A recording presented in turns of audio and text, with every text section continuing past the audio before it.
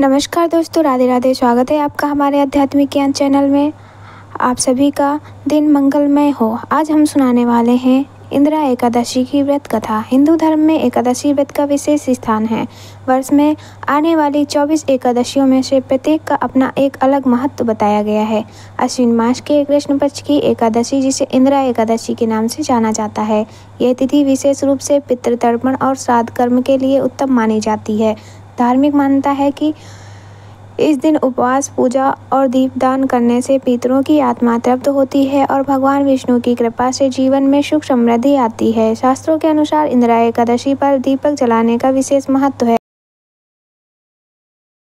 तो आइए शुरू करते हैं इंदिरा एकादशी की व्रत कथा। भगवान श्री कृष्ण की भक्ति से भाव विह्वल होकर अर्जुन ने कहा, हे प्रभु, अब आप कृपा कर अश्विन माह के कृष्ण पक्ष की एकादशी की कथा कहिए।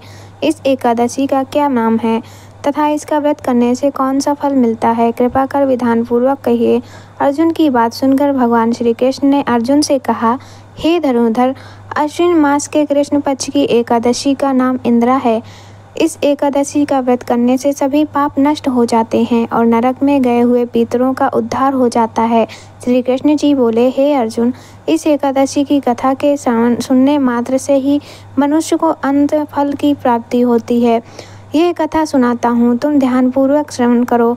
सतयुग में महिष्मती नाम की नगरी में और इंद्रसेन नाम का एक प्रतापी राजा राज्य करता था। वह पुत्र पौत्र धन धान्य आदि से संपन्न था और उसके शत्रु सदैव उससे भयभीत रहते थे।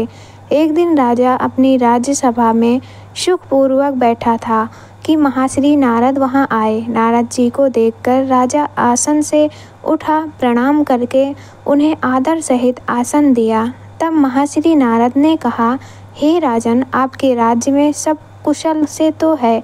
मैं आपकी धर्मपरायणता देखकर अत्यंत प्रसन्न हूँ। राजा ने कहा, हे देवर्षि नारद, आपकी कृपा से मेरे राज्य में सब कुशल पूर्वक है तथा आपकी कृपा से मेरे सभी यज्ञ कर्म आदि सफल हो गए हैं। हे महाश्री, अब आप कृपा कर यह बताएं कि आपका यहाँ आगमन किस प्रयोजन से हुआ है और मैं आपकी क्या सेवा करूं? महाश्री नारद ने कहा, हे नरोत्तम, मुझे एक महान विस्मय हो रहा है कि एक बार जब मैं ब्रह्मलोक से यमलोक गया था, तब मैंने यमराज की सभा में तुम्हारे पिता को बैठे देखा। तुम्हारे पिता महान ज्ञानी, दानी तथा धर्मात्मा थे, परंतु एकादशी के व्रत से खंडित हो जाने के कारण यह यमलोक हो गए। तुम्हारे पिता ने तुम्हारे लिए एक संदेश भेजा है। राजा ने उत्सुकता से पूछा, हे देवर्षि, यमलोक से मेरे पिता ने क्या संदेश भेजा है? कृपा कर यथाशीघ्र कहिए। देवर्षि नारद कहते हैं, राजन, तुम्हारे पिता ने मुझे अपने पास बुलाया और कहा, हे देवर्षि नारद, आप मेरे पुत्र इंद्रसेन, जो भी महिष्मती नगरी का राजा है, उसके पास जाकर एक संदेश देने की कृपा करें कि मेरे किसी पूर्व जन्म के बुरे कर्म के कारण ही मुझे यह लोक मिला है। यदि मेरा पुत्र अश्विन माह के कृष्ण पक्ष की इंदिरा एकादशी का व्रत करे और उस व्रत के फल को मुझे दे दे तो मेरी मुक्ति हो जाएगी। मैं भी इस लोक से छुटकारा स्वर्गलोक में वापस पहुंच जाऊंगा। इंद्रसेन को अपने पिता के यमलोक में पड़े होने की बात सुनकर महान दुख हुआ और उसने नारद जी से कहा, हे देवर्षि नारद जी, यह तो बड़े दुख का समाचार है कि मेरे पिता यमलोक में पड़े हैं। मैं उनकी मुक्ति का उपाय अवश्य करूंगा। आप मुझे इंदिरा एकादशी व्रत का विधान बताने की कृपा करें। नारद जी ने कहा, हे राजन, अश्विन माह के कृष्ण पक्ष की दशमी के दिन प्रातः काल श्रद्धापूर्वक स्नान करना चाहिए। इसके उपरांत दोपहर को भी स्नान करना चाहिए। उस समय जल से निकलकर श्रद्धापूर्वक पितरों का श्राद्ध करें और उस दिन एक समय भोजन करें और रात्रि को पृथ्वी पर शयन करें। इसके दूसरे दिन अर्थात एकादशी के दिन नित्य कर्मों से निर्वृत्त होकर स्नान आदि के उपरांत भक्ति पूर्वक व्रत को धारण करें और इस प्रकार संकल्प करें कि मैं आज निराहार रहूंगा और सभी भोगों का त्याग कर दूंगा। इसके उपरांत अगले दिन भोजन करूंगा। हे ईश्वर, आप मेरी रक्षा करने वाले हैं, कृपया आप मेरे उपवास को संपूर्ण कराइए। इस प्रकार आचरण करके दोपहर को भगवान शालिग्राम की प्रतिमा को स्थापित करें और ब्राह्मण को बुलाकर भोजन कराएं तथा दक्षिणा दें। भोजन का कुछ हिस्सा गाय को अवश्य दें और भगवान विष्णु का धूप दीप नैवेद्य आदि से पूजन करें तथा रात्रि को जागरण करें। तब उपरांत द्वादशी के दिन मौन रहकर बंधु बांधवों सहित भोजन करें। हे राजन, यह इंदिरा एकादशी के व्रत की विधि है। यदि तुम आलस्य त्याग कर इस एकादशी के व्रत को करोगे तो तुम्हारे पिता अवश्य ही स्वर्ग के अधिकारी बन जाएंगे।